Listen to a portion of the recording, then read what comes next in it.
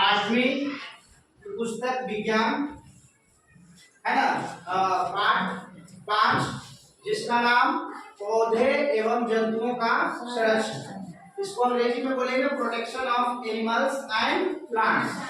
और ये पाठ को हम आप लोग को किताब को पूर्ण रूप से पढ़ भी लिए और पढ़ा भी लिए। उसमें से कुछ पॉइंट निकला। क्या निकला? पॉइंट। इसका टॉपिक में हम कर दिए महत्वपूर्ण बिंदु। पहला बिंदु है संरक्षण। तो पहला बिंदु का नाम संरक्षण है। तो अपने आप सोचिए कि हम लोग को भी क्या होना चाहिए? संरक्षण होना चाहिए। होना चाहिए कि होना चाहिए, है ना? तो हम लोग विभिन्न तरह के संरक्षण करते हैं, है ना? हम लोग को बचने के लिए घर बनाए, है ना? घर किस लिए? संरक्षण। चोरों से बचने के लिए, धूप से बचने के लिए, गर्मी से बचने के लिए हम लोग को घर। उसी प्रकार से जीव जंतु और पेड़ पौधे को बचने के लिए भी संरक्षण होना चाहिए, मतलब सुरक्षा होना चाहिए। दूसरा आपका है वन्य जीव। तो जो जीव जंगल में रहते हैं, वन में रहते हैं, उसको हम लोग क्या बोलेंगे? वन्य जीव बोलेंगे। क्या दूसरा पॉइंट क्लियर हो गया? है ना? तीसरा आपका है वनोन्मूलन। हम तो बताए थे कि जंगल को काटना क्या कहलाता है? वनोन्मूलन, है ना? पेड़ को काटना, जंगल को काटना वनोन्मूलन कहलाता है। तो वनोन्मूलन काटने का क्या तरीका है? उसका क्या रीजन है? कि रीजन है कि भूमि कृषि के लिए नहीं है तो भूमि कृषि लिए करेंगे, है ना? जगह रहने के लिए नहीं है तो उसको हम लोग काटेंगे।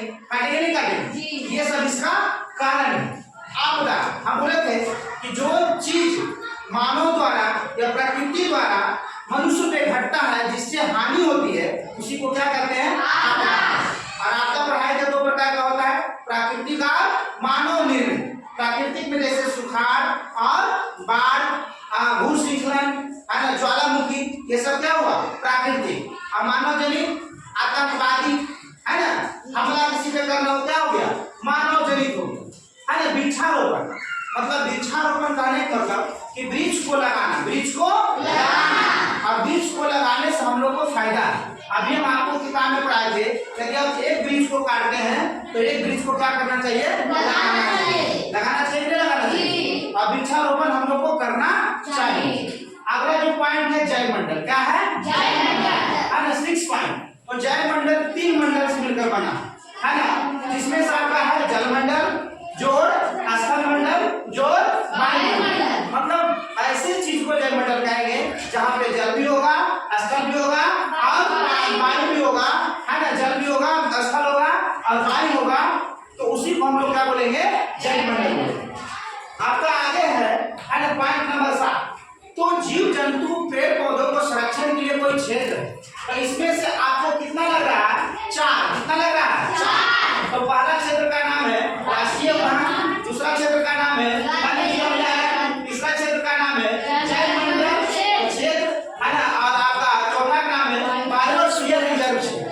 यह आपका क्या है? संरक्षण क्षेत्र है ना। आपका 8 नंबर में रेड डाटा बुक। क्या है? Red data book. तो उस प्रकार की किताब को कहते हैं जिसमें जो चीज संकटापन विलुप्त हो रहे हैं उसका रिकॉर्ड रखा जाता है, उसका अभिलेख रखा जाता है, सारा हिस्ट्री रखा जाता है। तो उस प्रकार की किताब को क्या बोलेंगे? रेड डाटा बुक बोलेंगे। क्या बोलेंगे? Red data book. प्रवास, हम बोले थे कि कुछ ऐसे जीव जंतु है जो बहुत दूर से चलकर बहुत दूसरे जगह जाके बस जाते हैं, है ना? अपना मौसम का अनुकूल, अपना परिवेश का अनुकूल, अपना जलवायु के अनुकूल, है ना, वो चीज को छोड़कर कहीं दूसरे जगह चले जाते हैं। तो ऐसे चीज को क्या बोलेंगे? है ना।